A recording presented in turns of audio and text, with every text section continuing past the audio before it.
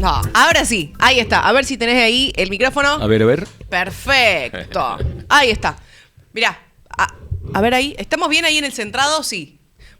Estamos ahí amuchonados porque en la cámara después tiene que entrar Agus TG. Agus, buen día, ¿estás por ahí? Ahí está. Acá lo tenemos al profe Daniel. Buen día. Hola Agus, ¿cómo te va? Feliz Día de la Patria, bien. Feliz Día de la Patria, así es. Una pregunta, porque todo el mundo dice Feliz Día de la Patria, pero ¿no es el 9 de julio el Día de la Patria? Nosotros tenemos dos fechas de patrias. Ajá. El proceso se inicia el 25 de mayo de 1810 con el grito de libertad, una especie de autonomía a partir del derrocamiento del virrey y la creación de la primera Junta de Gobierno. Pero ese proceso necesitaba una consolidación que tenía que ver con la independencia, la declaración de la independencia, que se va a lograr 6 años después, el 9 de julio de 1816. O sea, tenemos dos fechas patrias. Pero yo creo que la más importante es la de hoy, la del 25 de mayo de 1810, porque es donde se inicia el camino. Bien, o sea que está muy bien decir hoy ¡Viva la Patria! Está bien. Y no está mal decirlo el 9 de julio también, ¿eh? Bien, ok.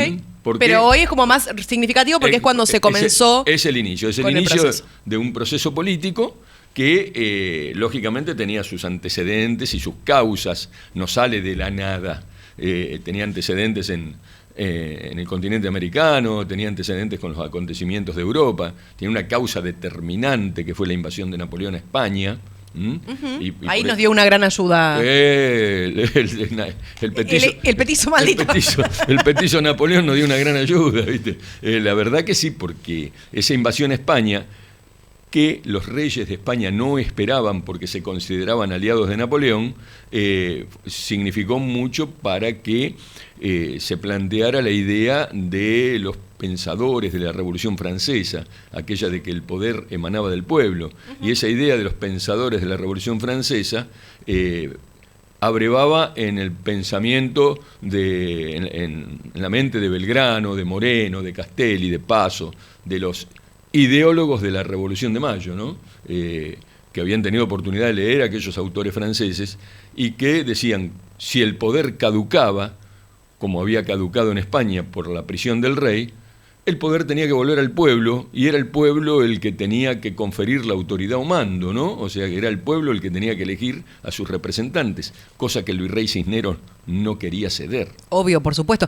Pero además, estábamos conversando ayer con los nenes de primer y segundo grado, que ellos habían visto en el jardín sobre las invasiones inglesas. Fue muy llamativo que los nenes de segundo me dijeran, señor, dice, ¿y los ingleses qué tienen que ver? Tienen mucho que ver en todo esto también, ¿eh? Primero que la noticia de la caída de la Junta Central de Sevilla llega en un barco inglés, el Milstein. En ese barco llegan diarios que se prohibían repartir en Buenos Aires, pero la noticia se propaga enseguida. Decía que la Junta Central de Sevilla había caído en poder de las fuerzas napoleónicas y que se había elegido un consejo de regencia. Por lo tanto, si había caído la Junta Central de Sevilla, que era la que había nombrado al virrey Cisneros, el nombramiento de ese virrey quedaba caduco. Claro, o sea era nulo. Claro. Era nulo porque la autoridad que le había conferido la posibilidad de ser virrey ya no estaba más. Entonces es ahí donde pierde autoridad el virrey y es donde los patriotas revolucionarios piden un cabildo abierto para plantear esto y que el poder recaiga sobre el pueblo y el pueblo elija a sus representantes. Claro, pero recordemos que el pueblo no era todo el pueblo. No, el pueblo en aquel momento no podemos hablar de una democracia como la que hablamos ahora, pero sí había una gran representatividad popular, a tal punto de que el día 21 de mayo, el día de la semana de mayo, el 21, cuando se le fue a pedir al cabildo y al virrey que convocaran a un cabildo abierto, al cabildo como institución, ¿no? Claro. French y Beruti juntaron 600 personas, que fue conocida como la Legión Infernal, que además no iban con escarapelitas en ese momento, iban con cuchillos, iban con revólver. Claro. Con todo, Era heavy la legión. Era heavy. Llevaban una escarapelita, una cinta blanca, ¿viste? Pero no es que el 21 ya habían repartido escarapelas. El 25 a lo mejor hubo alguna cinta azul, con motivo, azul y blanca, con motivo de que el regimiento de patricios tenía esos colores. Pero acá no pasa el tema por la escarapelita que llegaban, porque el día de la escarapela viene mucho después, ¿no? Claro. Viene con la asamblea del año 13. Acá lo que viene es la presión que ejercían la Legión Infernal, estos integrantes de la Legión Infernal, y que en cierta manera tenían una representación popular, porque pertenecían al pueblo de Buenos Aires, que por otro lado, no nos olvidemos que era una ciudad de 20.000 habitantes, ¿no? Lo que es Casares ahora, ¿viste? Claro. No era algo tan grande, ¿no? Y entonces, vos imaginate, en Casares, 600 personas reunidas en la plaza, es un número. Claro. Y haciendo bardo, ¿no? Haciendo barullo, haciendo bastante barullo, era un número. Así que los sectores de lo que hoy en día puede ser considerada una clase media, que eran los sectores de comerciantes, los sectores de los profesionales y todo, estaban por ese lado, venían por ese lado. Los comerciantes fundamentalmente porque querían la libertad de comercio, cosa que impedía el virrey, ¿no? O sea, estaba muy acotada la libertad. Había, pero estaba muy acotada. Y mucho contrabando, claramente. Había mucho contrabando. Está el caso de los paraguas. Claro. El caso de los paraguas. ¿Había paraguas el día del 25 de mayo o no los había? Y había pocos paraguas porque eran caros y entraban de contrabando, ¿no? Claro. Y era un artículo a las que accedía la clase alta. Exactamente. Una clase media alta o alta en aquel momento era la que tenía acceso a eso. O sea que no podemos decir que había clase obrera, no la había, ni los sectores rurales participaron, es cierto, no participaron, y que de pronto aquellos sectores de vendedores ambulantes y los sectores más humildes no tenían una participación activa desde lo político. Alguno acompañaría, pero lo que sí es cierto que los sectores de lo que hoy se considera una clase media, comerciantes, militares, profesionales, todos ellos sí participaban de esa movida revolucionaria, ¿no? A diferencia de los representativos de los hispanos, de los españoles, que ocupaban fundamentalmente los cargos institucionales. Eran funcionarios del cabildo, funcionarios de la audiencia, se tenían otros cargos. Y algún que otro militar pro-español, que no eran muchos, los que la mayoría de los militares se plegaron al movimiento revolucionario. Bien. ¿Y qué fue lo que sucedió ese 25 de mayo? El 25 de mayo, después que el 22 de mayo, para mí el día más importante de la semana de mayo fue el 22, porque es cuando se votó si el virrey tenía que seguir o no, y se votó para que cesara, o sea, para que no siguiera, avalado por la posición de Castelli, que fue el orador de la revolución, la gran voz de la revolución, Juan José Castelli. Qué raro porque es poco nombrado como prócer de la historia, ¿no? Para mí no. Bueno, no en tu caso digo, pero por ejemplo en general, o sea, tiene su día Sarmiento, Belgrano, San Martín. Porque la trascendencia de Sarmiento, Belgrano, San Martín va más allá, lógicamente. Pero la de Castelli estuvo acotada a ese periodo. Ah, bien. Acotada a ese periodo y posteriormente al fusilamiento de Liniers y a su arenga en el Alto Perú después de la batalla de Suipacha. O sea, ahí se acotó un poco lo de Castelli porque después le agarra un cáncer de lengua y muere. Vos fíjate qué paradoja. A la lengua de la revolución un cáncer le truncó la vida. Joven, muy joven Castelli, era primo de Belgrano.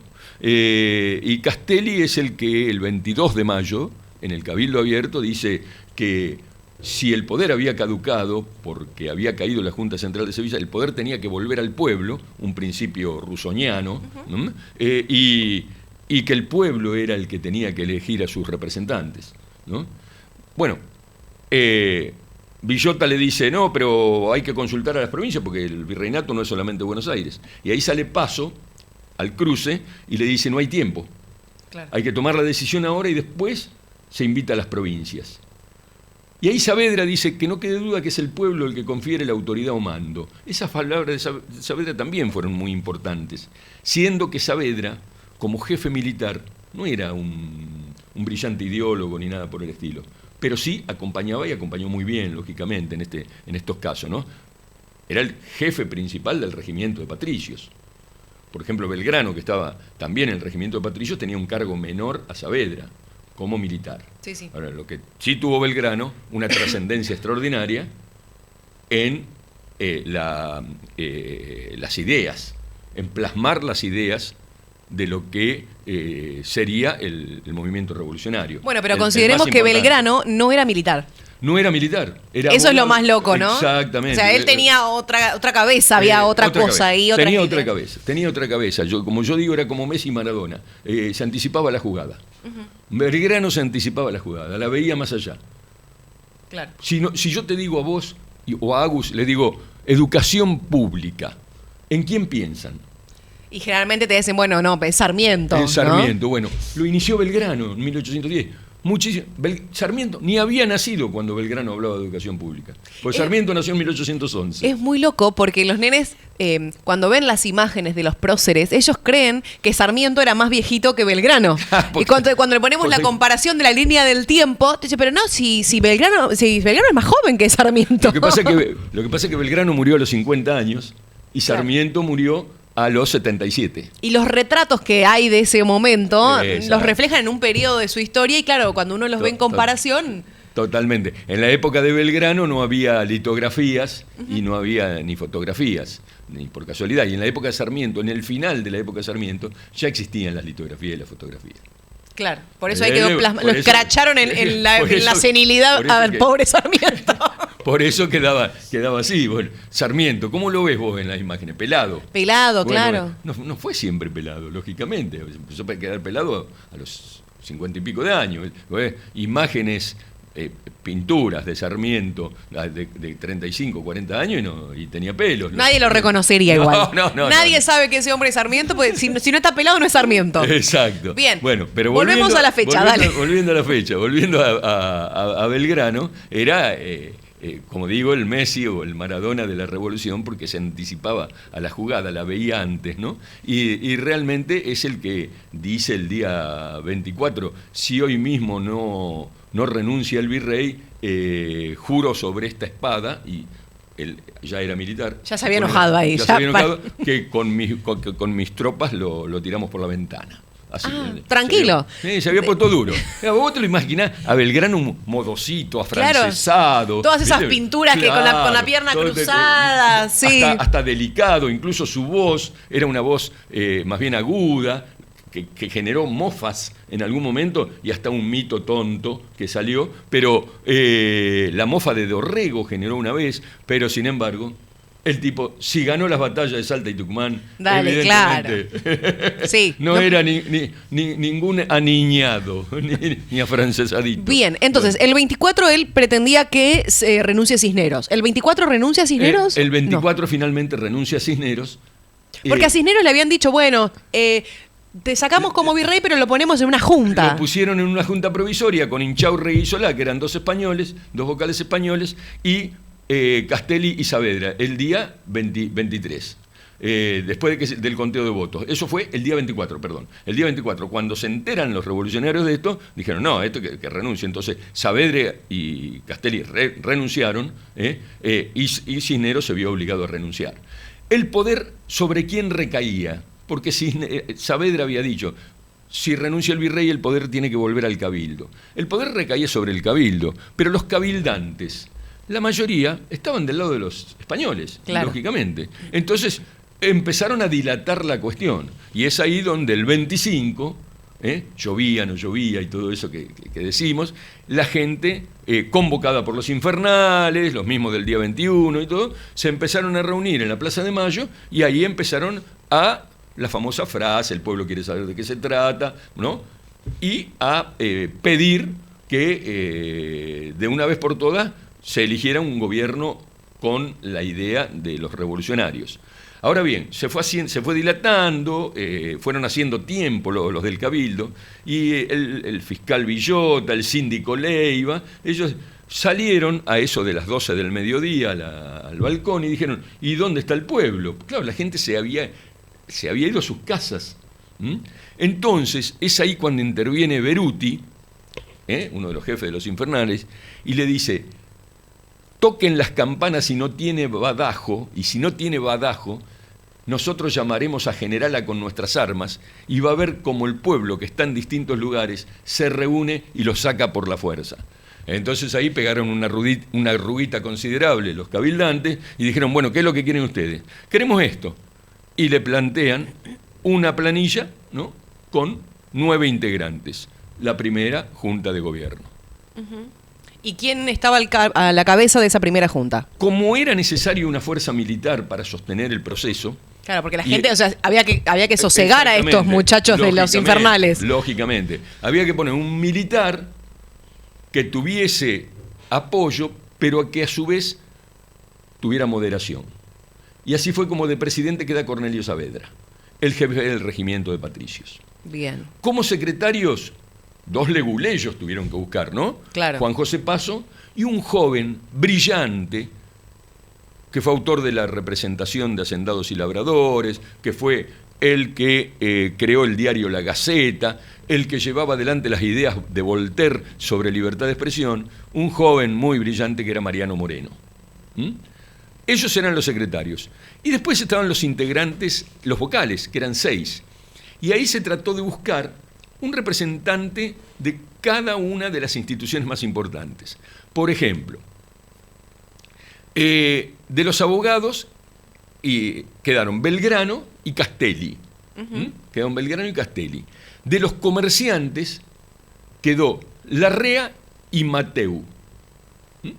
Y de la iglesia quedó Alberti.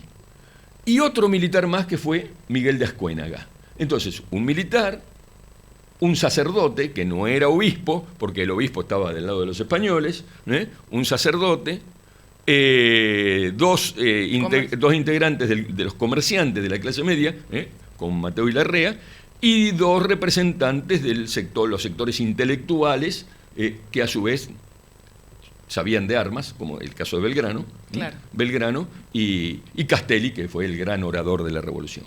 Bien. Y ahí queda conformado ese 25 de mayo esta primera junta de gobierno, que va a durar ¿cuánto tiempo? Esta primera junta de gobierno va a durar unos meses nomás, porque el compromiso era invitar a las provincias. Claro, que la habían dejado afuera y dijeron, no hay tiempo. Exactamente. Entonces salieron 3 expediciones con las invitaciones a las provincias, una al Alto Perú, otra al Paraguay y otra a la Banda Oriental.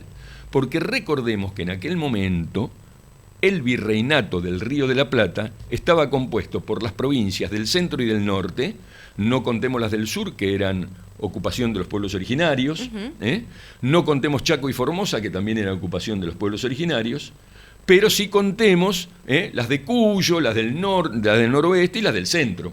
Claro. Bien.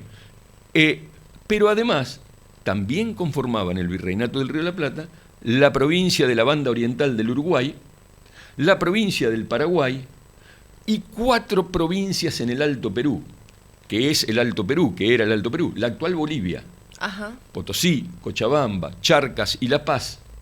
Esas 4 conformaban lo que era el virreinato del Río de la Plata. O sea, ese es el origen de nuestra nación. Claro. Ese es el origen de nuestra nación, el virreinato del Río de la Plata. Después vamos a ver que con el tiempo se va a disgregar por un lado y se van a incorporar otras por otro hasta que se constituya la actual nación argentina, ¿no? Bien. Y mi consulta es, cuando fueron a convocar a las provincias, ¿qué pasó? No les gustó mucho. En la provincia había mucho tradicionalismo conservador hispano. Claro. Y la primera que se resiste es Córdoba. Ajá.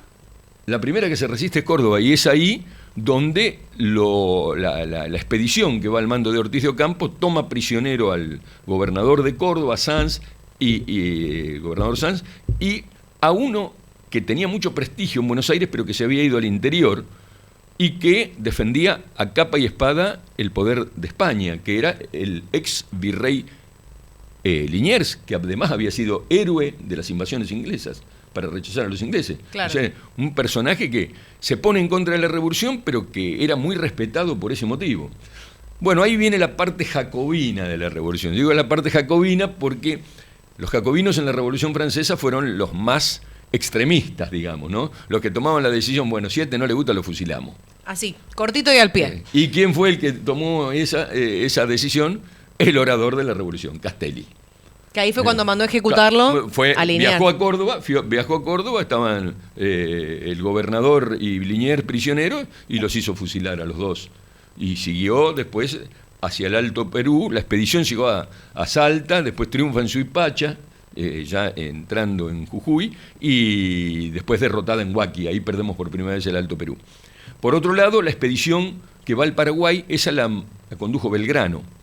Y Belgrano va a ser derrotado, pero va a lograr sembrar la semilla de la revolución y al año siguiente Paraguay se independizó por su cuenta. Ajá. Se liberó por su cuenta. Belgrano fue derrotado en Paraguarí y en Tacuarí. Famoso tamborcito de Tacuarí. Sí. Bueno.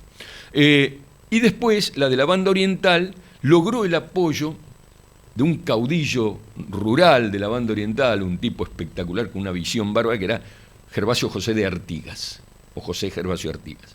Y Artigas apoyó el sitio de Montevideo porque cuando el Consejo de Regencia en España, que había reemplazado a la Junta Central de Sevilla, se entera de lo que estaba pasando, nombra un virrey, Elío. El virrey era Elío, pero Elío no pudo llegar a Buenos Aires. Te iba a decir, nunca lo escuché ese nombre. Bueno, porque Elío nunca había llegado a Buenos Aires porque en Buenos Aires ya estaba la primera junta. Claro. Entonces Elío se quedó en Montevideo. Ajá. Y ahí se acantonó en la plaza de Montevideo, ¿no? Y ahí fue sitiado por las fuerzas que mandaron de Buenos Aires y por las de Artigas, hasta que finalmente fue derrocado. Claro, listo. Vuélvase para su país, amigo. No lo queremos en esta zona. Exactamente. Bien. Bueno, qué interesante toda esta parte de la historia. Igual, escúchame, esto no queda acá. Porque después, o sea, en junio te esperamos para hablar de Belgrano y en julio, por supuesto, para hablar de la independencia. Porque esta historia, puntos suspensivos, esta historia continuará. Sí, porque además tiene un hilo conductor. El hilo conductor es, esto que empieza el 25 de mayo, coincide, es extraordinario, porque las fechas van coincidiendo en cuanto va avanzando el tiempo. Ajá. Porque lo tenemos ahora, ¿no? Por ejemplo, el 25 sí. Después tenemos el 20 de junio, que es el aniversario de la muerte de Belgrano. Vemos todo lo importante que fue Belgrano hasta esa fecha. Claro. Llegamos al 9 de julio, el Día de la Independencia, y ahí ¿quién empieza a tallar en el Día de la Independencia? ¿Quién es el que dice, declarar la independencia es más fácil que soplar y hacer botellas? Declaren la independencia que yo la defiendo con las armas cruzando la cordillera. San Martín, por supuesto. Y después tenemos el 17 de agosto con el gran San Martín. Así que tenemos un hilo conductor. Bueno, perfecto entonces. Agus, ¿vos querés hacer alguna pregunta, acotación? Sí, en realidad no suelo acotar nunca, Dani, no es que no me acuerde mucho, o sea, hay cosas de la historia que no me acuerdo, obvio, hay cosas que no sé tan bien, pero no acoto porque amo escucharte, me encanta, o sea, recibirte en el programa es lo mejor que nos puede pasar, pero no quería dejar de decirte que cuando miraba para abajo era porque hay gente, como mi mamá que nos está escuchando y que dice qué lindo escuchar a Daniel, y además también Erika nos dice cómo me gusta escuchar a Daniel Lombardo hablando de historia. Bueno, y es esto que yo te digo, a veces cuesta acotar, cuesta opinar, no solo porque hay cosas que uno no sabe o que no se acuerda, sino porque también es tan lindo escucharte, Dani, que es increíble poder tenerte, así que te recontra agradezco de verdad que te tomes el tiempo de venir cada vez que te llamamos a la radio para que hables y nos desanes un poco más de lo que fue nuestra historia, que obviamente vos sabés muchísimo y lo explicás de una manera tan fácil que cualquiera lo puede entender, así que de verdad, primero, muchísimas gracias por estar siempre con nosotros. Bueno, no, Agus, al contrario. Y la idea es esa, que explicarlo de tal manera que lo entienda todo el mundo, ¿no? Porque para eso es la radio, para llegar a todos los lugares. Y bueno, la próxima vez espero verte cerca porque me puse el perfume que a vos te gusta y no... Es verdad. Y no viniste. Y no viniste. Me dice, Agus no vino, no, digo, está en Buenos Aires. De todos modos... Esas cosas igual llegan hasta acá, porque uno se acuerda. Bueno. Los olores ricos uno se acuerda, así que vos despreocupate que se puede sentir hasta acá, y eso que estoy resfriada. De todos modos lo vas a tener cerca a tu viejo, que también tiene unos perfumes espectaculares. Decís, si le sobra algún frasquito, se aceptan donaciones. Bueno. Le vamos a decir, Andrea está escuchando, así que cualquier cosa que le cuente. Claro. Bueno, muchísimas gracias. Muchísimas gracias. Bueno. Un placer escucharte. Se tiene que ir al acto, ahora sos el acto central, amiga. No hay problema, por favor. No. Así que, gracias, Daniel. Beso enorme, saludos a la familia y fundamentalmente muchas gracias a los mensajes. Y a ustedes que Placer. están del otro lado, les decimos gracias por escucharnos y no se vayan, ¿por qué, amiga? Porque toda pila todavía no termina, así que ya volvemos.